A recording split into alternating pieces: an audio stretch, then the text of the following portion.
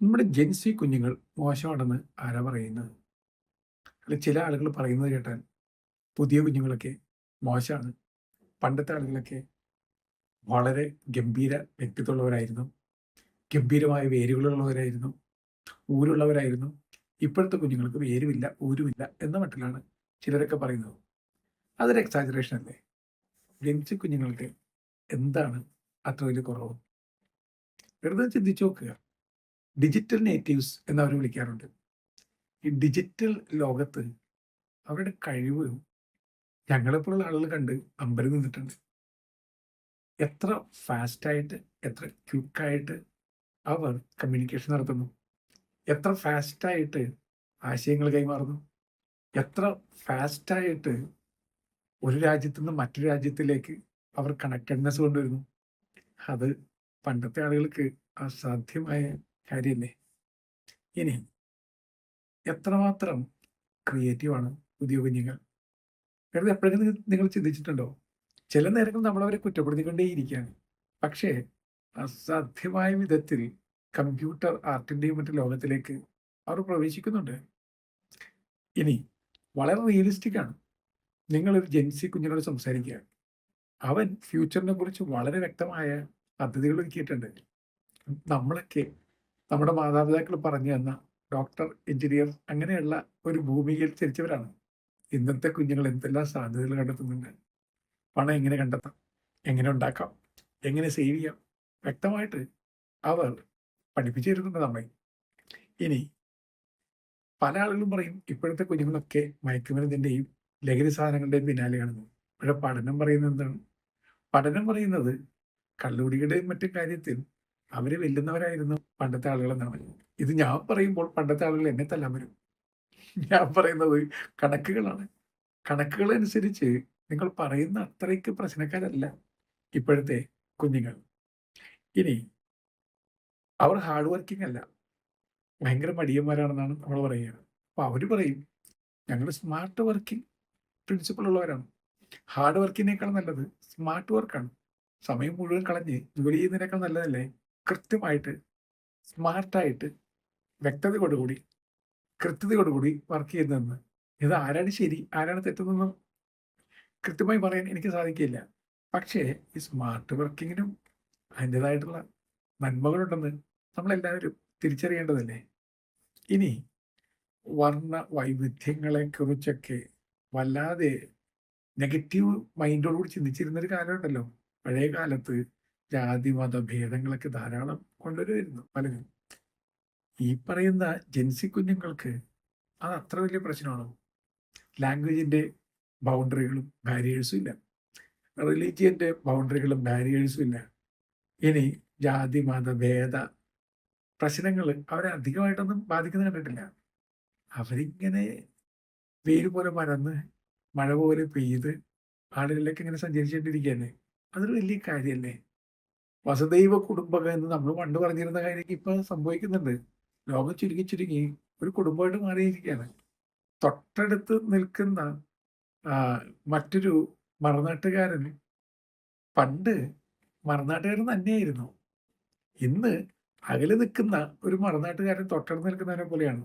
അത്രയ്ക്കൊരു communication സംഭവിക്കുന്നുണ്ട്. അതൊക്കെ അതിശയകരമായ കാര്യം തന്നെയല്ലേ? ഇനി ആ, ഭയങ്കര ഇൻഹിബിഷൻ ഒന്നും ഇല്ലാതെ കൃത്യമായിട്ട് ഒരാളുടെ സ്ട്രെങ്ത്തിനെ കുറിച്ചും വീക്ക്നെസ്സിനെ കുറിച്ച് പറയാനുള്ള ധൈര്യം ഇന്നത്തെ കുട്ടികൾക്കുണ്ട്. അവരുടെ ആവശ്യങ്ങൾ കൃത്യമായി അവർ പറയുന്നുണ്ട്. അവരുടെ ചിന്തകൾ അവർ കൃത്യമായി പങ്കുവെക്കുന്നുണ്ട്. ചില ചിന്തകളൊക്കെ അപക്വ ചിന്തകളായിരിക്കാം. ചില ദിശകളൊക്കെ ശരിയല്ലാ ദിശകളായിരിക്കാം. ചില ശീലങ്ങളും അത്ര ശരിയല്ലായിരിക്കാം. പക്ഷേ സ്വന്തം സ്റ്റാൻഡിൽ ഉറച്ചു നിൽക്കാനൊക്കെ അവർക്ക് സാധിക്കുന്നുണ്ട്. അതിനെ റെസ്പെക്റ്റ് ഇല്ലായ്മ എന്ന് വിളിക്കുന്നതിൽ വലിയ അർത്ഥമുണ്ടോ? സ്വന്തം സ്റ്റാൻഡ് കൃത്യമായി പറയുന്ന ഒരാള് റെസ്പെക്റ്റ് ഇല്ലാത്ത ആളാണ്. ഇതാണ് എൻ്റെ നിലപാടെന്ന് വ്യക്തമായി പറയുന്ന ഒരാള് ഒരു നിലവാരമില്ലാത്ത ആളാണെന്ന് എങ്ങനെയാണ് നമ്മൾ ഗണിച്ചെടുക്കുക? അത് നമുക്കല്ലേ തെറ്റുപറ്റുക. ഇനി പണമില്ലാത്തവരും പണം ഉള്ളവരും തമ്മിലുള്ള വലിയ അന്തരങ്ങളോ, അല്ലെങ്കിൽ നിറമില്ലാത്തവരും നിറമുള്ളവരും തമ്മിലുള്ള അന്തരങ്ങളോ എന്നൊക്കെ പറഞ്ഞ് പണ്ടത്തെ ആളുകൾ കുറെ അന്തരങ്ങൾ ഉണ്ടാക്കിയിരുന്നു. ഇപ്പൊ അധികം അന്തരങ്ങളൊക്കെ ഉണ്ടോ? എല്ലാത്തിനും സൗന്ദര്യം കണ്ടെത്തുന്ന, എല്ലാത്തിനും ഒരു സമ്പന്നത കണ്ടെത്തുന്ന കുറച്ചുകൂടി തുറന്ന മനസ്ഥിതി പുതിയ കുട്ടികൾക്കില്ലേ? ഇതൊക്കെ നിങ്ങളൊന്ന് ചിന്തിച്ചു നോക്കുക. അവർക്ക് അപകടങ്ങളൊക്കെ ഉണ്ടാകാം. ഒരുപക്ഷെ ഈ കമ്പ്യൂട്ടറിന്റെയും മീഡിയയുടെ ഒക്കെ ലോകത്ത് ഇരുന്നിരുന്നിരുന്ന് റിയൽ ബന്ധങ്ങളിൽ നിന്ന് റിയൽ ബന്ധങ്ങൾ ഉണ്ടാക്കിയിട്ട് പിന്നെ റിയൽ ബന്ധങ്ങളിലേക്ക് വരാൻ പറ്റാത്തൊരവസ്ഥയൊക്കെ ഉണ്ടാകുന്നുണ്ടാകാം. ചിലർ പറയുന്നുണ്ട് അവർക്ക് കമ്മ്യൂണിക്കേഷൻ വളരെ കുറവാണ്. ശരിയായിരിക്കാം. പണ്ടത്തെ പോലെ അത്രയ്ക്ക് അവർ ഓപ്പൺ അപ്പ് ആകുന്നില്ലായിരിക്കാം. പക്ഷേ നിങ്ങൾ അവരോട് സംസാരിച്ച് നോക്കുക. നിങ്ങളെക്കാൾ ഓപ്പണാണ് അവർ. ഇനി കമ്മ്യൂണിക്കേഷൻ തീരെയില്ല എന്ന് നമ്മൾ പറയുമ്പോഴും അവർക്ക് വേണ്ടവരോടൊക്കെ കമ്മ്യൂണിക്കേഷൻ ഉണ്ട്. ഒരു പക്ഷേ കമ്മ്യൂണിക്കേഷൻ ഗ്യാപ്പ് ഞാനാണ് ഉണ്ടാക്കിയതെങ്കിലും എപ്പോഴെങ്കിലും അങ്ങനെയെങ്കിലും ചിന്തിച്ചിട്ടുണ്ടോ? ഞാൻ എൻ്റെതായിട്ടുള്ള പ്രെജുഡ്യൂസുകളുടെ കംഫർട്ട് സോണിൻ്റെ ഒരു ലോകത്തിരുന്നു കൊണ്ട് പുതിയ കുട്ടികൾക്കൊക്കെ കമ്മ്യൂണിക്കേഷൻസ് തകരാറുണ്ട്, സ്കില്ലില്ല എന്നൊക്കെ പറയുന്നതിൽ വലിയ അർത്ഥമുണ്ടാവും. പിന്നെ പുതിയ തലമുറ വല്ലാതെ സ്ട്രെസ്ഡ് ആയിട്ട് കടപ്പെടാറുണ്ട്. ഈ വല്ലാതെ ഫൈറ്റും സർവൈവൽ ഓട്ടവും ഒക്കെ നടന്നിരിക്കുന്ന ഒരു ലോകത്തിൽ അവർക്ക് ടെൻഷൻ കൂടുതലാണ്, സ്ട്രെസ് കൂടുതലാണ്. അതുകൊണ്ട് തന്നെ ഇങ്ങനെ ഓടിപ്പാഞ്ഞ് ഫസ്റ്റ് ആകണം, ബെസ്റ്റ് ആകണം, ഫിറ്റസ്റ്റ് ആകണം, ഫാസ്റ്റസ്റ്റ് ആകണം എന്ന് ചിന്തിക്കുന്ന ഒരു തലമുറയുടെ പിരിമുറുക്ക് നമ്മൾ കാണുന്നൊക്കെ ഉണ്ട്. പക്ഷേ അതെല്ലാ കാലത്തും ഉണ്ടായിട്ടുള്ളതല്ലേ. ഇനി വളരെ രസകരമായ ഒരു കാര്യത്തിലേക്ക് നമ്മളൊന്ന് ശ്രദ്ധ കൊണ്ടുവരണം. നമ്മൾ എപ്പോഴും പറയുന്നുണ്ടല്ലോ, പുതിയ കുഞ്ഞുങ്ങളൊന്നും പോരാ, പണ്ട് ഞങ്ങൾ അങ്ങനെയായിരുന്നു, ഇങ്ങനെയായിരുന്നു. ഒരു ജെൻസി പയ്യൻ കവിത കുറിക്കുകയാണ്. എൻ്റെ തലക്കെട്ട് തന്തത്തള്ളുകൾ. അത് നല്ല പദമാണെന്ന് എനിക്ക് അറിഞ്ഞുകൂടാ. അതായത് തന്തവൈബ് എന്നൊരു സാധനം ഇപ്പോൾ പ്രചാരത്തിലാണല്ലോ. അപ്പൊ തന്തത്തള്ളുകൾ എന്ന് പറഞ്ഞു കഴിഞ്ഞാൽ വയസ്സായവർ നടത്തുന്ന തള്ളുകളാണ്. ഞാൻ പറഞ്ഞല്ലോ, ഇത് സഭ്യമായ പദപ്രയോഗമാണോ എന്ന് എനിക്ക് എക്സാക്ട്ലി അറിഞ്ഞുകൂടാ. എന്തൊക്കെയായാലും നമ്മൾ പലപ്പോഴും കുറെ തള്ളുകളൊക്കെ പറയാറില്ലേ, തള്ളും മറിക്കാറില്ലേ. പണ്ട് ഞാൻ അങ്ങനെയായിരുന്നു, ഞാനൊരു വീരശൂര പരാക്രമിയായിരുന്നു, അതീവ സത്യസന്ധനായിരുന്നു. പലപ്പോഴും നുണയാണ്. ഇപ്പോഴത്തെ കുഞ്ഞുങ്ങളെക്കാളും മോശമായിരുന്നു പണ്ടത്തെ പല ആളുകളും. ഇപ്പോ അത്രക്ക് മോശമായി ജീവിക്കാൻ പറ്റാത്തൊരു സാഹചര്യം ആയതുകൊണ്ട് മാന്യനായിട്ട് നിൽക്കുന്നതായിരിക്കാം. അങ്ങനെയും ആകാമല്ലോ. അങ്ങനെയല്ലേ എന്ന് കൂടി ഒന്ന് ചിന്തിക്കുന്നത് നല്ലതല്ലേ പ്രിയപ്പെട്ടവരെ? എപ്പോഴും ഇങ്ങനെ പുതിയ തലമുറക്കാരെ കുറ്റപ്പെടുത്തുന്ന രീതി അതെല്ലാ കാലത്തും ഉണ്ട്.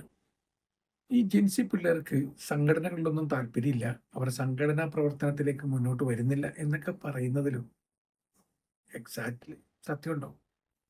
ഈ സംഘടനകളിലേക്ക് പലരും വരാത്തതിന്റെ പ്രധാനപ്പെട്ട കാര്യം ആ സംഘടനകൾ ഇപ്പോൾ കാലഹരണപ്പെട്ട സംഘടനകളായതുകൊണ്ടായിരിക്കില്ലേ? വെറുതെ ചിന്തിച്ച് നോക്കുക.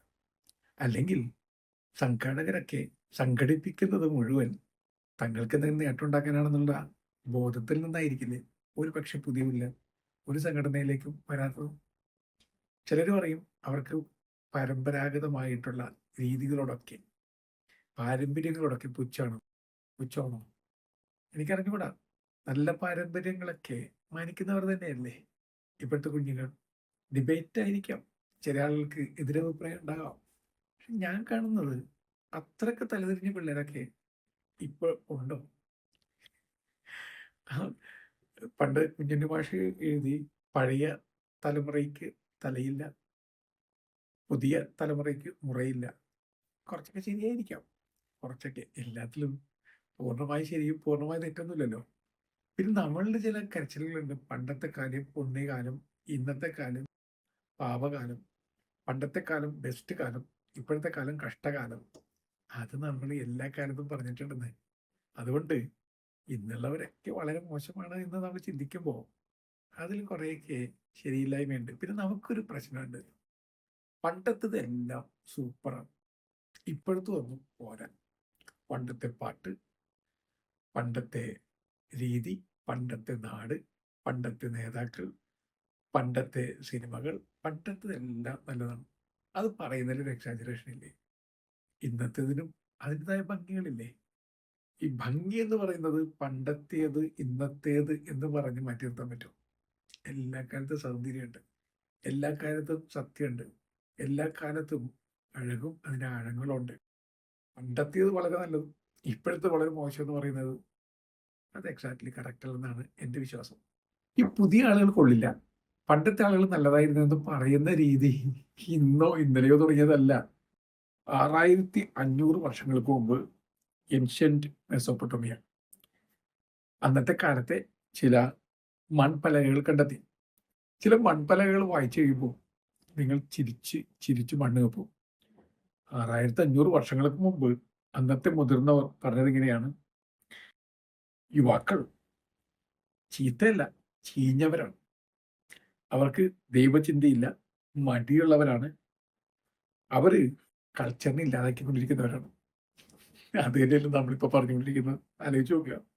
423 BC ഗ്രീസിൽ അരിസ്റ്റോഫനസ് എന്നൊരാളുടെ കയ്യെഴുത്ത് പ്രതികൾ കണ്ടെത്തിയിട്ടുണ്ട്. അയാൾ പറയുന്നത് എന്താണ്? യൂത്തൊന്നും പോരാ, അവർക്ക് ആർഭാട ജീവിതം വേണം, അവർക്ക് റെസ്പെക്റ്റ് ഇല്ല, അവർ വീടുകളിൽ ശരിക്കും സ്വേച്ഛാധിപതികളെ പോലെയാണ്. അവരാണ് മുതിർന്നവരെ തച്ച് തകർക്കുന്നത്. 423 BC ഇങ്ങനെ എഴുതിയിരിക്കുന്നത് നോക്കുക. റോമിൽ ഹൊറൈസ് എന്ന് പറയുന്ന ഒരു ചരിത്രകാരൻ പറയുന്നു, പണമൊക്കെ വെറുതെ ചെലവാക്കി നടക്കുന്ന യൂത്ത് ഒരു സമൂഹത്തിന് വലിയ ബാധ്യതയായിട്ടും മാറുകയാണ്. നമ്മുടെ നാട്ടിലും ഏറെ വർഷങ്ങൾക്ക് പറഞ്ഞിട്ടുണ്ട്, യുവാക്കൾ വല്ലാതെ പ്രശ്നം സൃഷ്ടിക്കുന്നുണ്ട്. വല്ലാത്ത പ്രശ്നക്കാരായ യുവാക്കളെ വഴി നടത്താൻ ആർക്കും പറ്റുന്നില്ല. ഏതൊരു അധ്യാപകൻ ഇങ്ങനെ എഴുതിയ അലസ ബാലക ബോധക ദുർവിധിയും ശിരസി മാലിക, അതായത് അലസരായ ബാലകന്മാരെ പഠിപ്പിക്കുക എന്ന ദുർവിധി എൻ്റെ ശിരസിൽ എഴുതല്ലേ. അപ്പോൾ എല്ലാ കാലത്തും ഞങ്ങൾ ബഹുതച്ച, പുതിയ ആളുകൾ ബഹുതുപൂര എന്ന് പറയുന്ന രീതിയുണ്ട്. അപ്പോൾ ഇനി അടുത്താണ് നിങ്ങൾ ഇപ്പോഴത്തെ പിള്ളേരൊന്നും പോരാ എന്ന് പറയുന്നതിന് മുമ്പായിട്ട് ഒന്നുകൂടി ചിന്തിക്കാൻ. പറഞ്ഞത് സത്യമാണ്, അർദ്ധസത്യമാണോ അല്ലെങ്കിൽ നുണയാണോ? ചിന്തിക്കുന്നത് നല്ലതാണ്. നല്ല യാത്ര നേരുന്നു.